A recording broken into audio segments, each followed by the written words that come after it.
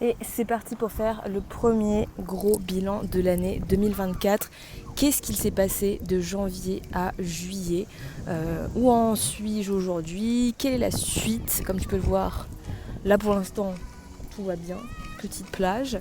Et puis je voulais forcément faire une suite par rapport à la vidéo où je ferme mon URL. Je te glisserai le lien si tu l'as pas encore vu.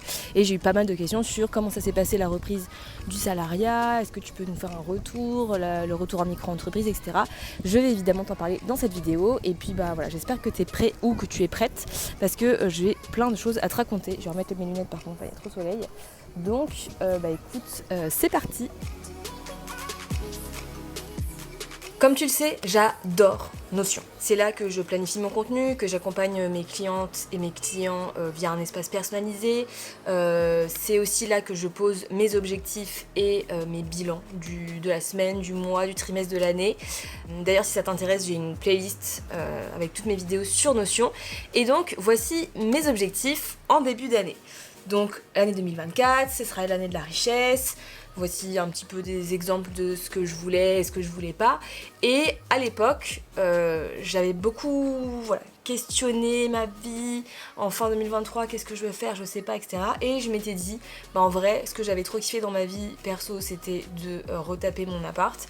Donc, pourquoi pas en faire un projet. En fait, ça fait depuis longtemps que je me dis, quand j'aurai 40-45 ans, je ferai ça. Donc c'est en gros être marchande de biens. Et je m'étais dit voilà, je vais me former à ça, me reconvertir là-dedans et au final ça sera un projet mais que je vais mettre de côté. Et donc c'était ça mes objectifs, avoir une stabilité financière, me former sur le fait de se reconvertir en marchande de biens, ce qui ne s'est pas du tout passé du coup, et du temps pour mes passions, mes loisirs, etc. Le premier trimestre il était censé être focus vraiment sur ma sécurité, ma stabilité notamment financière, trouver mon rythme, ma voie et donner une nouvelle impulsion à ma vie et ma vie professionnelle notamment. Et deuxième trimestre c'était censé être focus sur la notion de richesse, profiter de mon anniversaire, enfin en fait il y a le mois d'avril qui est mon mois, c'est le printemps, repartir sur des bases saines et vraiment avoir un business que j'appelle mon business 3.0. Parce que pour moi j'ai l'impression que le business 1.0 c'était quand j'étais en freelance, graphiste, illustratrice, tout ça. Le business 2.0 c'était plutôt brand designer, quand j'ai voulu après passer en société, etc. Et là je me dis ok, on passe sur le business 3.0, on revoit un petit peu tout ça. Ça c'était le plan, dans les très grandes lignes. La réalité c'est que j'ai enclenché beaucoup de changements, puisque fermeture de URL, machin, bidule. Et franchement, c'était pas du tout de tout repos. J'ai vraiment eu beaucoup de craintes, de réflexion, de stress, de gestion, de trucs administratifs, etc. Et j'ai dû aussi faire un énorme travail sur moi-même et sur mon ego, puisque pour moi dans mon ego c'était dur de fermer mon URL, c'était dur de repasser sur du salariat, bref, plein de choses, mais franchement avec le recul ça valait totalement le coup, puisque quand je relis mes notes, par exemple le récap de mon premier trimestre, j'ai noté: j'ai atteint mon objectif de me prioriser, de prendre les bonnes décisions pour moi, ma santé, mon entreprise et mon mental. Je reprends vie tranquillement, c'est pas rien comme phrase, sans me mettre la pression. Donc vraiment, en fait, toutes ces craintes que j'avais, ces peurs de changement, j'ai traîné des pieds pour y aller, au final vraiment je regrette pas du tout. Même s'il y a un gros contraste, puisqu'il y a plein de choses qui se sont pas peut-être passées comme prévu, avec le recul, il y a quand même plein de choses que j'ai réussi à mettre en place en prenant certaines décisions qui ont fait que j'ai réussi à me sentir plus stable, j'ai réussi à profiter de ces nouvelles décisions. Et je suis repartie sur un business un peu différent, même si pour l'instant tout n'est pas super clair, mais par rapport au début de l'année, c'est raccord sans que ça se soit passé exactement comme je l'imaginais. Et ce truc de formation pour devenir marchande de biens, rénover des apparts et tout, au final, vraiment je l'ai enlevé. Je me dis ça sera pour plus tard, mais j'ai envie que mon business me serve à pouvoir financer ce genre de projet. Et donc il faut que je me renseigne sur pas mal de choses, mais bref, c'est dans un autre temps.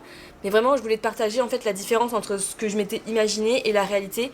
En fait le résultat dans le ressenti, dans ce que je vis, il est là, mais le chemin que j'ai utilisé pour l'atteindre, c'était pas du tout celui que j'avais imaginé, et surtout celui que j'avais imaginé il y a plusieurs années. Mais au final, c'était la bonne solution, tout ça pour dire juste ça. Je te retrouve maintenant dans un endroit merveilleux avec ma petite salade de pâtes, de jambon et de melon devant la mer en fond pour te parler du retour en micro-entreprise. J'espère que avec le micro ça ira. Voilà, on va essayer de faire comme ça et que les cigales en fond ne feront pas trop de bruit. Les pauvres, elles ont chaud. Donc pourquoi, comment le retour en micro-entreprise? Évidemment, au début, c'était un peu l'enfer de prendre cette décision parce que fermer une société, repartir en micro, sensation de retour en arrière avec des très gros guillemets. J'ai vraiment mis beaucoup de temps à me rendre à l'évidence et passer à cette action-là aussi de créer la micro. Et je ne savais pas trop comment faire parce que quand tu fermes une société, est-ce que tu peux créer la micro, etc. Bref. C'est tout un schmilblick, mais c'est possible. Et du coup, ça a traîné, ça a pris du temps, mais voilà, la société a bien été radiée et maintenant j'ai juste des cotisations, des restes de cotisations sociales à payer, puis à régulariser aussi avec les montants que j'ai gagnés, enfin le chiffre d'affaires du début de l'année 2024, qui correspond en fait à un trimestre et quelques. Et depuis début mai, depuis le 2 mai, j'ai officiellement créé la micro-entreprise qui vient prendre le relais. Et en fait, c'est génial de revenir à un truc que tu connais déjà. Le site internet, le fonctionnement, la facturation où il n'y a pas besoin de faire les calculs de TVA, les prélèvements, machin, les déclarations. Enfin, il y a toujours les déclarations, mais voilà, ça fait du bien de revenir à ok, j'ai une baisse de charge mentale, je sais comment ça fonctionne, c'est simple et on revient en effet à quelque chose comme il y a 3 ans, mais c'est pas la même chose, c'est un nouveau projet. Évidemment, le petit truc embêtant, c'est qu'à partir de là, juillet, les cotisations, ça passe à 24% si je ne me trompe pas, et puis l'année prochaine, ça sera 25%, en bref. Mais forcément, je compare aux 45% de quand j'étais en société. Donc bon, je me dis, l'un dans l'autre, voilà, je reviens à quelque chose qui est une zone de un peu plus de confort, on va dire. Mais voilà, moi, ça me fait du bien, ça me baisse la charge mentale. Je repars sur une nouvelle dynamique. Et puis, bizarrement, j'ai reçu plein de demandes d'un coup, je m'y attendais pas. Voilà, de personnes qui étaient intéressées pour travailler avec moi, du coaching, de l'accompagnement, etc. Donc tout ça pour dire que ça a été un immense soulagement au final, même si au début j'avais beaucoup d'appréhension et peut-être que toi aussi tu vis cette situation où tu recrées une micro-entreprise et tu as l'impression que c'est un peu un échec. Ben non, c'est un gros soulagement, c'est revenir sur quelque chose qu'on connaît mais dans une nouvelle dynamique, dans l'idée d'un nouveau départ. Et moi je trouve que ça m'a fait du bien aussi en termes de confiance en moi, de repartir sur quelque chose que je connais. Et voilà, de me dire ok, je sais ce que je fais et les gens me demandent des nouveaux contrats, des nouveaux projets, donc c'est cool. C'est pas aussi glorieux peut-être que la société, mais au moins je m'y retrouve et ça me fait du bien pour mon mindset, ma charge mentale. Bon, hop, je suis pas du tout assez haute.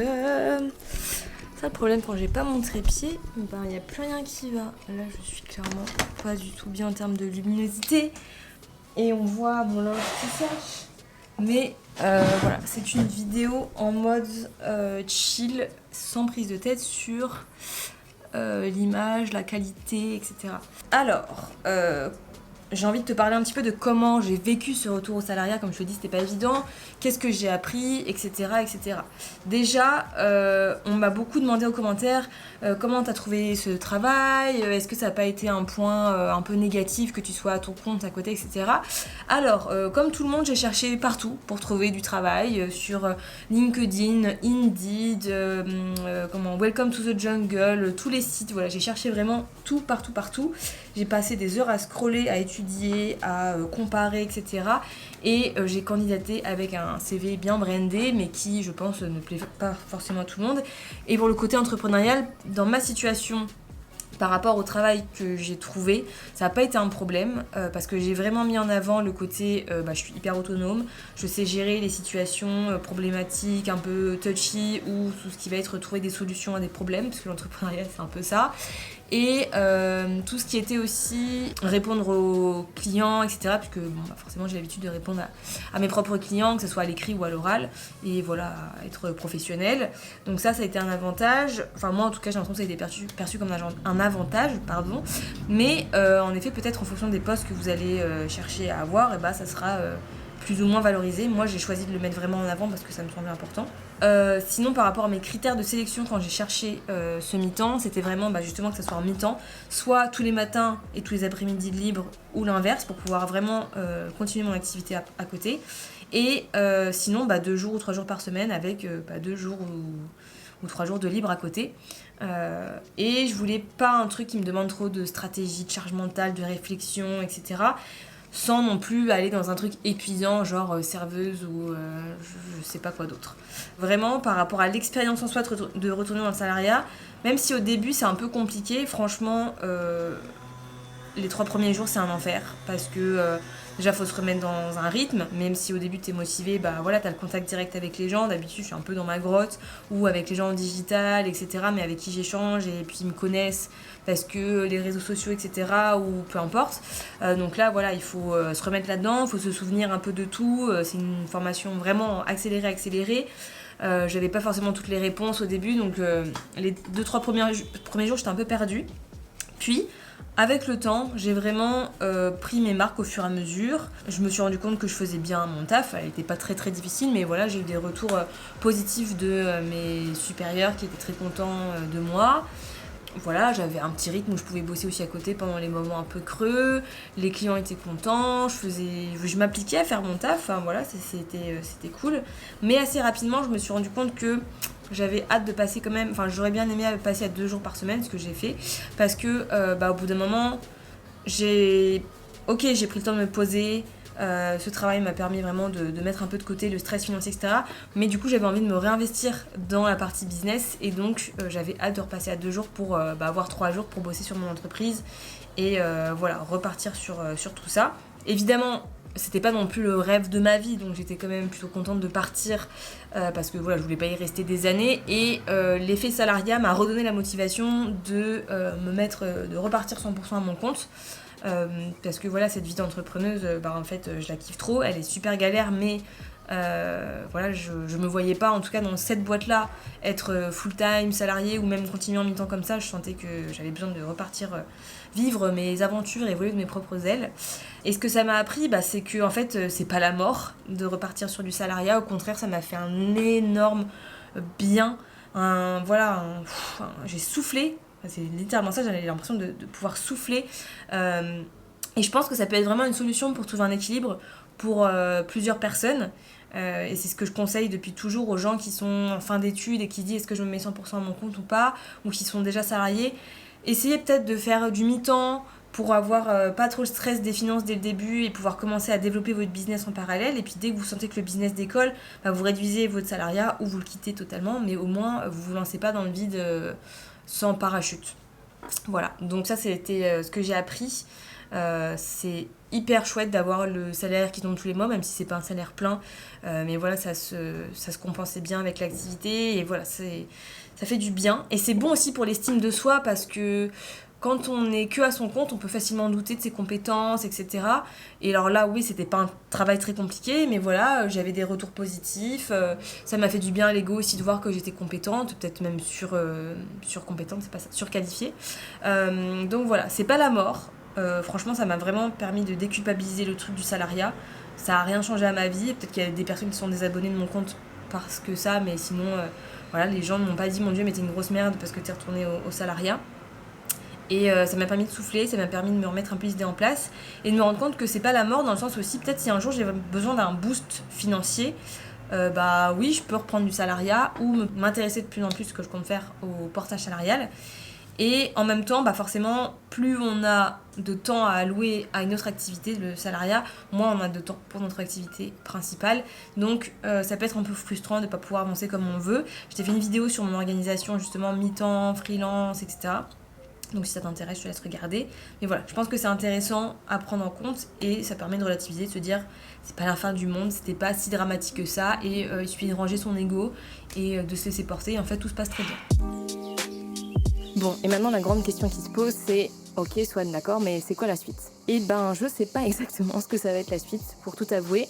Je me suis fixé plein d'objectifs du style rénover un appart avant mes 30 ans, faire un test ADN, c'est en cours d'ailleurs. Si ça t'intéresse, je vais peut-être faire une vidéo sur le sujet, donc dis-moi en commentaire si c'est une thématique qui pourrait t'intéresser en vidéo. Voilà, avoir un corgi, je pense que ça, je l'ai assez répété. Là, j'aimerais bientôt, enfin en tout cas l'année prochaine, peut-être faire un voyage au Vietnam, plein de choses comme ça.